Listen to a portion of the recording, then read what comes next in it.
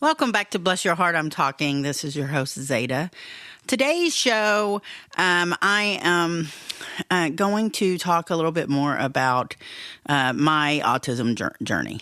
And I've talked about it a lot. Anyone that's followed me very long, even before I did the podcast, I had, treated my social media as somewhat of a blog. And, I didn't tell everything, but there were days that people got real glimpses at what it was like. And, some of y'all new here, so I'm going to kind of go into it maybe a little bit more personally than I normally do. I'm going to put this out before I even talk about it. This is not a political conversation.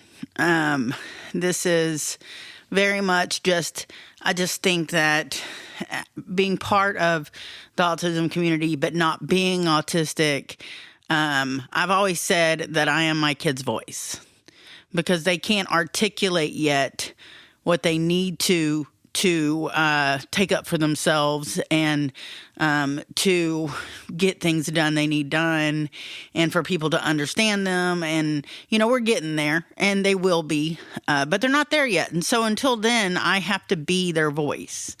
And so that's what we're going to talk about. It's going to be kind of I don't know. We'll see if it's funny.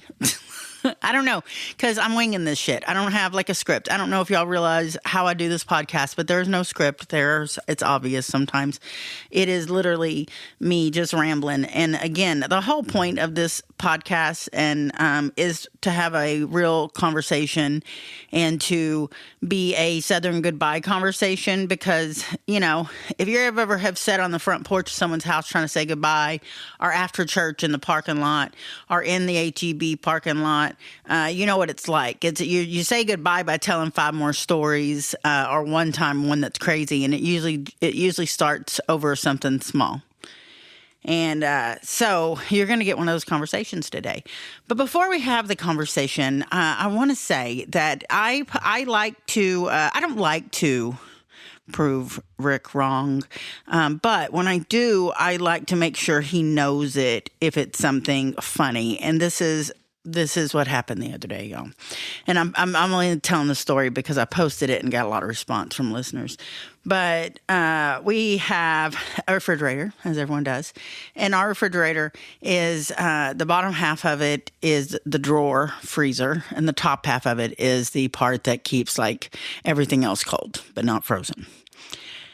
So I asked on social media, what do you call this thing? And everyone's like, oh, that's a refrigerator. Okay. And what do you call this? The part that freezes things. And I think everybody said freezer. And then I was like, what do you call this part that doesn't freeze it? And everyone pretty much said fridge. There are a few other responses. How this came about is I'm making dinner Sunday night, and I had bought a big package of ground beef, and I split it in half, and I was like, I'll cook this later in the week, and then I'll cook this tonight. And so I put it in a Ziploc baggie, and I hand it to him because his chair is real close to that fridge. And I said, hey, will you put this in the fridge? And he put it in the freezer. And so then when I discovered, when I needed it a few days later, that it was frozen, I was like, why would you put this in the freezer? And he said, you said put it in the fridge. And I was like, that's the freezer. You put it in the freezer. Yeah, the freezer is the fridge. I was like, then what is this? And he was like, that's the ice box. And I was like, is this 1920? Do they deliver ice blocks to your door still and you stick it in a compartment that keeps the other compartment cold? What is going on here? I said, this is some Appalachian shit, and you're not even Appalachian. Like, I'm saying that wrong. He's not. He's from Lancaster, Texas. I don't. And so, but you know what? His mom's family, I believe, is originally from that vicinity, and they've got some funny little things they say. It's real cute, but they got some funny little things they say a certain way, and that is one of them. But I like giving him a hard time, y'all. I'm not really, I'm rubbing it in his face. But if you could hear him rub things in my face, So the real conversation, this is what we're doing this week, okay? So as I discussed, we're talking autism. And So I'm going to give everybody a little backstory. I'm going to catch y'all up, all right? And this is going to be a long story long, probably. I don't know how. I feel like I need to be real honest here, okay? So I'm a little riled up, to be honest with y'all. That's what we say in the South. We get riled up. And I'm a little riled up because of it. And I'm very passionate about autism awareness. And that is because I was so unaware. And then suddenly I had a child that was diagnosed autistic and then 2 children diagnosed autistic. And so here's the long story long. I met my ex-husband, and I was 16 and he was 21. My mom and dad did not care for my ex-husband. One of the reasons my mom did not care for him is she saw something in him that she was worried would be something that would be passed down to my children, and that was autism. Now, we didn't know it was autism. Okay, we didn't know, and he knew that there was something going on, but he didn't know what it was either. So he was going to the doctor and trying to figure it out. And I didn't really care that he had little tics he would do with his neck sometimes if he was stressed out or whatever. I didn't really care. He talked a lot, whatever. I was young and, I just didn't even notice things like that. And I know that sounds crazy, but I'm typical taker care of people. So I was protective about it, I guess. And, he's never officially been diagnosed, and it's not up to me to diagnose him, but I will say him and I have talked about it many times, and he definitely believes there's a little bit of spectrum going on there, or neurological, and that was what my mom was worried about. And it was understandable she was worried about it because that's harder as a mom on you. It's not that you don't love the kids. You just know that means your kid's signing up for possible more work as a parent. And, it was a source of contention. We argued about it and a few times and a lot, actually. And so began, of course, I had to prove my mom wrong and marry him because I was just that fucking stupid. And so I marry him and have children with him. And 2 of my and now that I look back, I do believe that his grandfather and possible mother were also on the spectrum, and his sister is, and his sister's daughter is. And this is no disrespect. This is just genetics. And I cared for all these people. This was not like a look down on it's just what it is. There was some spectrum going on. The thing is that through all those generations, it was called something different with each person in this generation. Okay, so whenever his grandpa would show, and I knew his grandpa real well, okay? He was alive probably 10 years of us being together before he passed away, and we spent a lot of time with them. His grandpa was the one that was married to the one that was native that I absolutely adored. So his name was N.A. So N.A., he showed signs of it, but I mean, when I say on the spectrum, I mean lightly on, all of them, and they just might do things a little different than people and think things a little differently than people do. And there was just, some signs. And so with him, everybody just thought he was an asshole. I mean, I'm just going to be honest. Everyone just thought he was an asshole.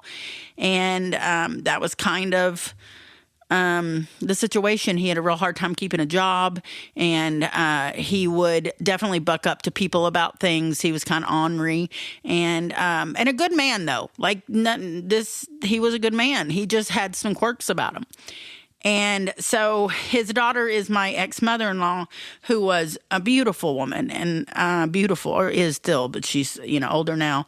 And, she had signs of it, and we saw things, and, she was diagnosed. I'm not going to put her diagnosis out there, but she was diagnosed something completely different than being on the spectrum. And it, she had a lot of things in her life that, looking back, it's kind of aha moments. And her family agrees, this is the consensus of the ones I know well. And so she has dealt with that, and then her, my ex-husband his sister, I've known his sister since she was a child, and she went through it, and they diagnosed her something completely different. And of course, every time you get diagnosed wrong, you are treated wrong with the wrong treatment. Whether you need a certain type of therapy or you need a certain kind of medication. There's a lot that goes into a diagnosis. It's how you get at school. It's accommodations they make for you are based on this. It's your medication you're given is based on this. It's what type of therapy you receive that's based on this diagnosis. And if the diagnosis is wrong, you're getting treatment that's not only not helping you, it could be harming you. Okay, so with each one of these generations of this, they had a different treatment, if anything at all. Mostly not. Most of the treatments would be after something happened because of it. And it was very hard for them. It was very hard. And which was my mother's worry. And so I am trying not to be emotional on this. This was the hardest battle of my life.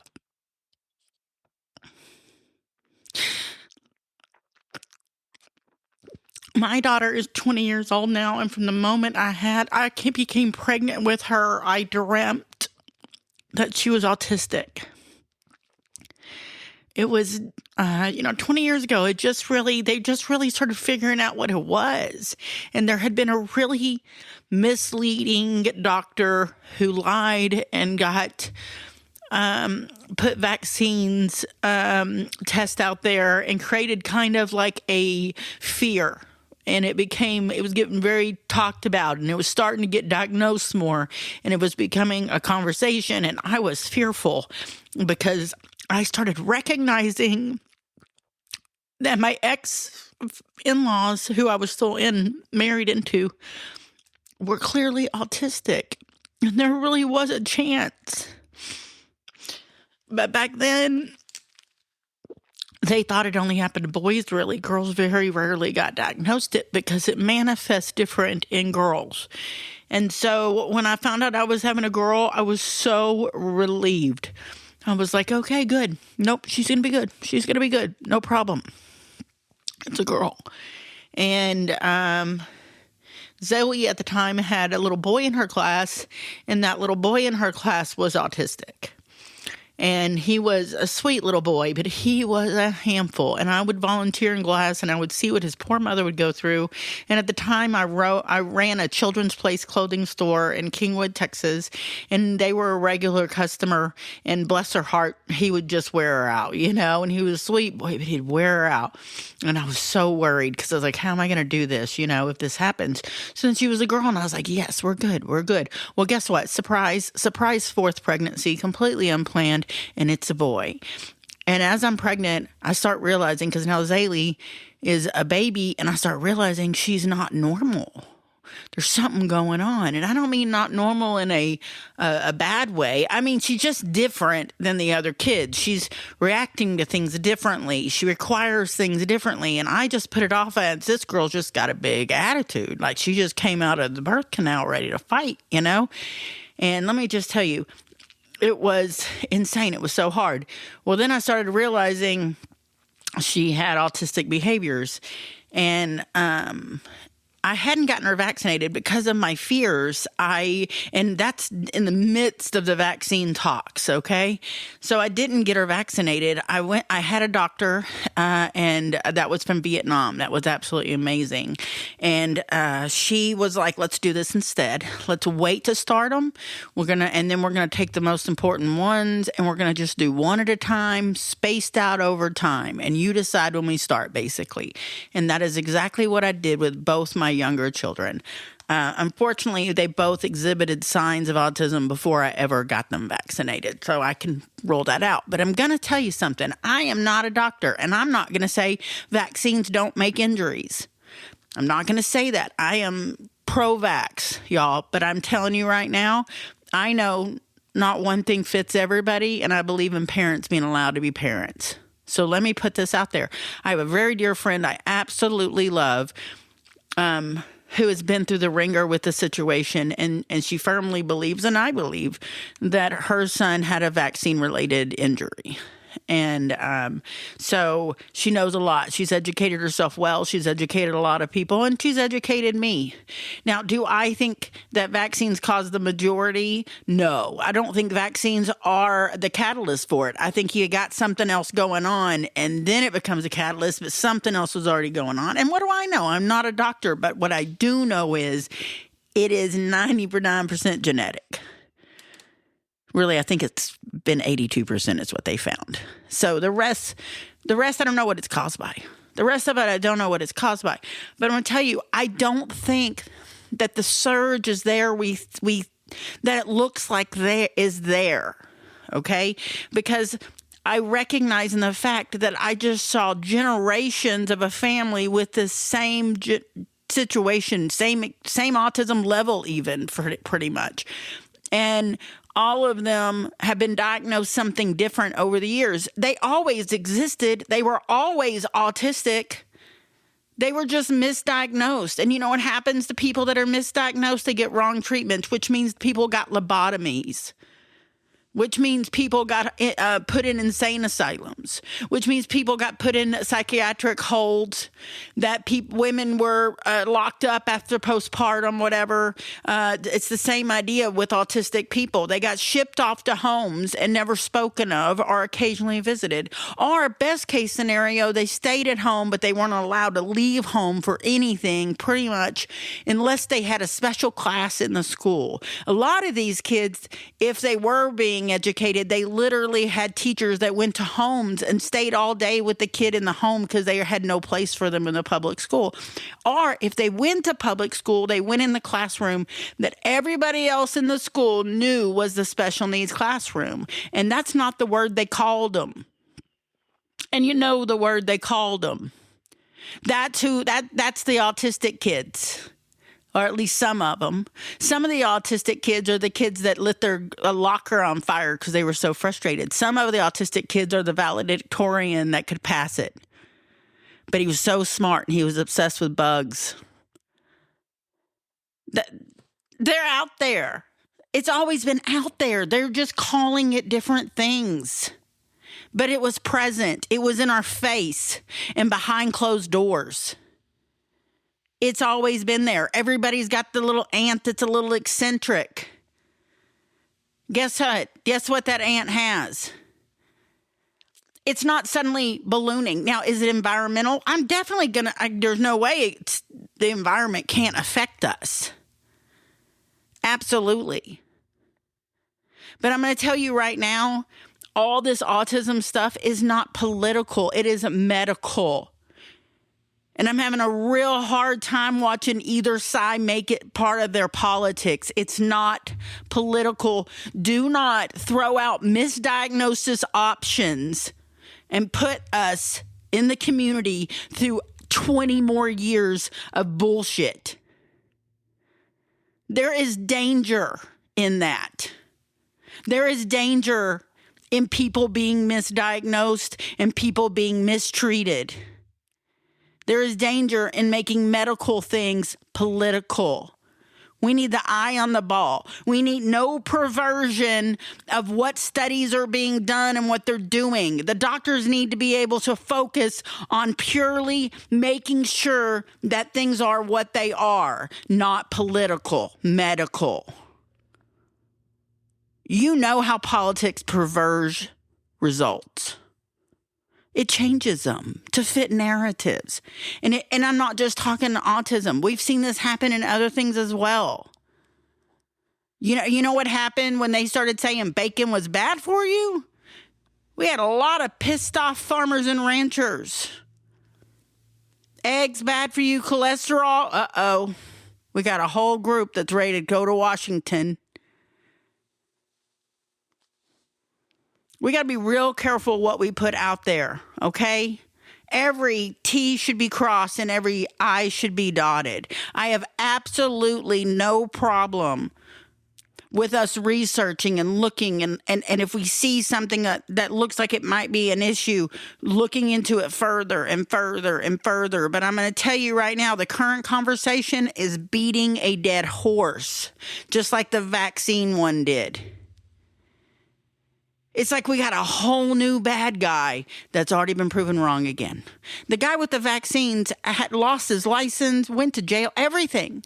He admitted there were no kids. He made the whole study up, and we're still dealing with the fallout 40 years later. Now, again, I'm not saying there's not vaccine-related injuries. There is. Two things can be true at one time. But we can't put false narratives in there for political talk. We need to have real, honest conversations. And I do not want people to think that I'm going to have a political conversation with you about this. I don't care who's in office. I already went down this road with every president that's been in office the last 20 years. None of them done shit for the autism community. None of them. But let's not start also harming them. It's not political. It's medical. It's neurological. It's genetic. It's environmental. If we're concerned, let's go ahead and deal with the environmental issues of it. If we're concerned, let's just be honest on what we've read about what's out there instead of just putting out the things that agree with the narrative that we want to push. Because that's what's happening on both sides, no matter what side you look at. And they are perverting the end results. And that is a problem for me.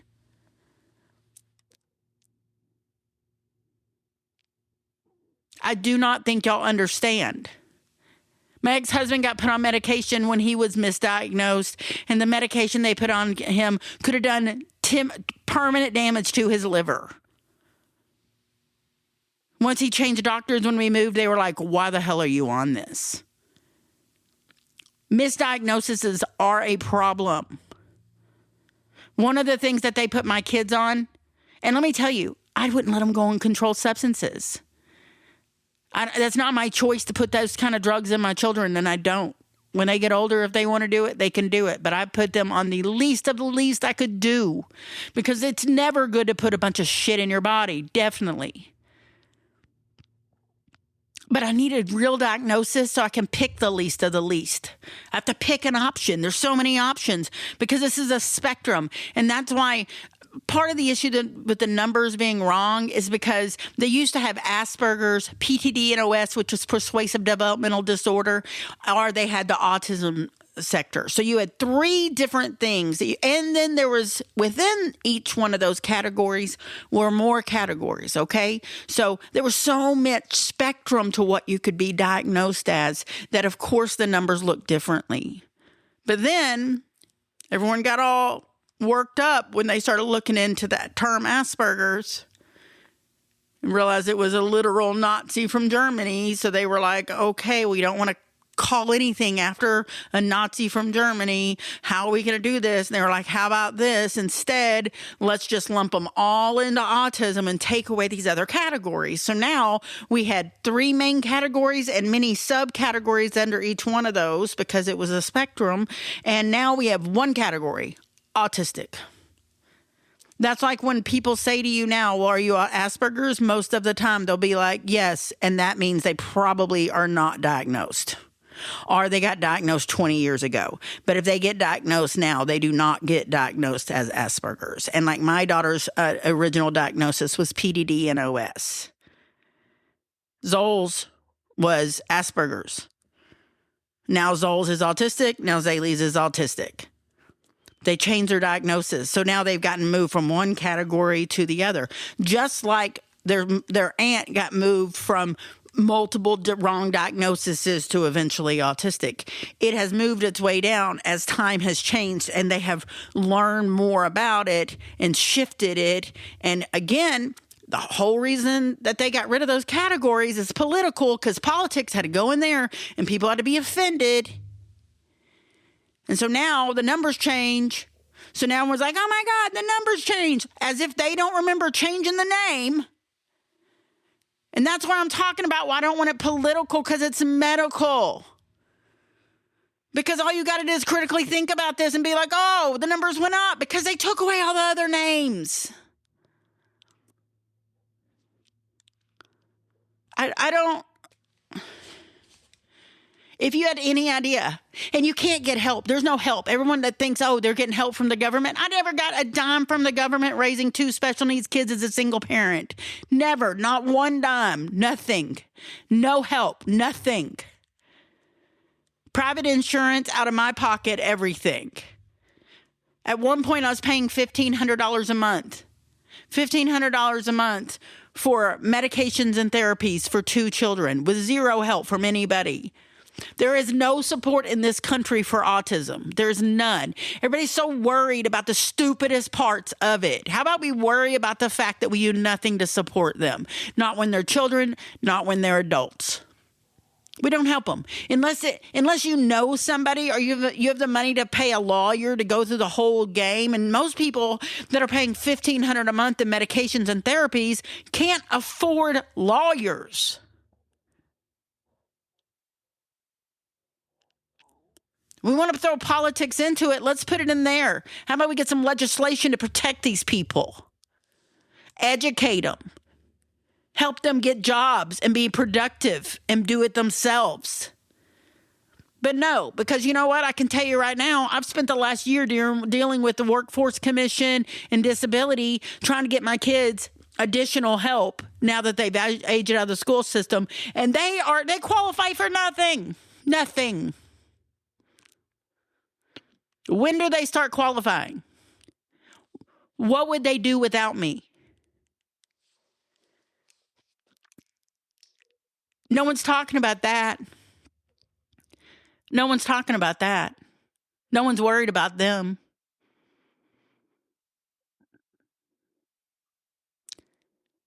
I will cut somebody. At this point, I just can't have these conversations because I can't deal with people looking at Google and reading an article, the first article that agrees with them, being like trying to have that conversation. I'm like, that's so crazy. You found one article to agree with you on the internet. Wow. I don't want to talk to you about it. I don't want to, unless you're a doctor or you sat in all my kids' therapies and done all the shit I've done, or if you've dealt with it yourself and you have your own version of events like some of my friends have, okay. But if this is just your political statement and you Googled some shit, shut up. This is real life for people. A lot of people, not just me, a lot of people. You have no clue. And I do not care if people get pissy I'm saying these things. I do not care. I do not care. My number one priority in life is not making people like me or worrying about reviews or worrying about somebody that I'm not going to listen, whatever. My kids are my number one priority till the day I die. I don't care if I'm 100 and they're 80. I don't care. And anyone that tries to tell me, I literally had someone who said, well, do you even care about your kids? What? No, I don't. No, Some stupid ass. Oh, I'm sorry. I didn't mean that to be personal. No, that's stupid. How stupid. Your political agenda is not my problem. And I'm not going to sit back and play, oh my God, I'm not going to say anything. I'm going to say something. And when I see you, I'm going to say something. It's stupid. I do not like people having Google conversations with me. Like pulling up AI and posting some stupid shit that you gotta, it's obvious when someone's using AI. Come on. We're not 80. We can tell what AI is. Come on. There you go. I told you I was riled up. You know what else I have discovered recently? I always thought I was a golden girl, you know? I resonate the golden girls. My girlfriends and I are the golden girls, okay? We've had an ongoing joke because my middle name's Blanche, but everybody else wants to be Blanche. But I'm really more of a Sophia than a Blanche, you know? But my name is Blanche. And it's always been, you know, we're the golden girls. We have cups. We have golden girl cups, okay? I'm not a golden girl. No. I'm Julia Sugarbaker, okay? I'm designing women. I am not going to let you talk to me like you have authority when you don't.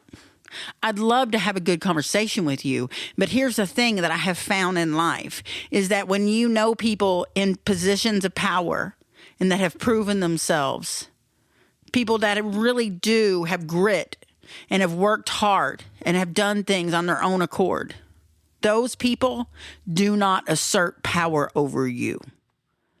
They learn. They like to surround them with like-minded, powerful people, and they help create new, more powerful people. Those are the good ones. You know what I mean? Those are the good ones. I want to have a conversation with someone that wants to have a conversation, because I'm going to tell you, I'm willing to listen. Or I wouldn't have heard my friend when she told me, I want to talk to you about vaccine injuries, and I listened and I learned. Because she has educated herself, and I trust it. I know that she didn't stop at a Google search. I know how many doctor's appointments, how many hospital visits, how many therapies, how many medication changes, how she's driven to other states to get her child more care in other states. I have seen her fight for her child's life, and I trust her, and I will listen to her and have that conversation with her. And we do not agree on everything, but you know what I do agree with? She knows what she's talking about. And I can have that conversation. So if you want to have a conversation about medicine and medical things and neurological things, I suggest you don't have a Google search one. I suggest you get on your hands and knees and educate yourself. Because I'm going to tell you, I have never met an autistic parent that didn't arm themselves with knowledge. Never. We have to. I know one that her kid wasn't getting what she needed in the school system, so she went back to college and got herself an additional degree so she could come back and become over the special education department of that school district so she could make changes, and she actually did that and made it happen. Here locally, someone I know. Autism parents don't play, and we don't have to all agree on the same things, but I can tell you right now, I do not know many that don't educate themselves.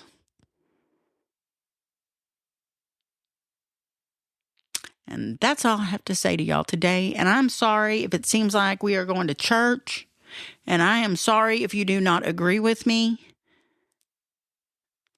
And you don't have to agree with me, but I just think you need to listen. I don't think people understand. And I don't like to put myself out there to the point that I have today.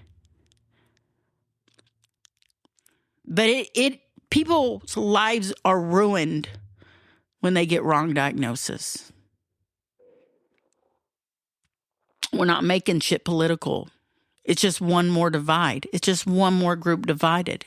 I'm not doing it. I'm not participating in it. I will not have a political conversation with you when it's a medical one. If you want to come at me medically, we can go medically. We're not going politically. You won't bait me either. I'll just kick you the fuck off this front porch. Now y'all have a lovely, lovely week. Bless your heart.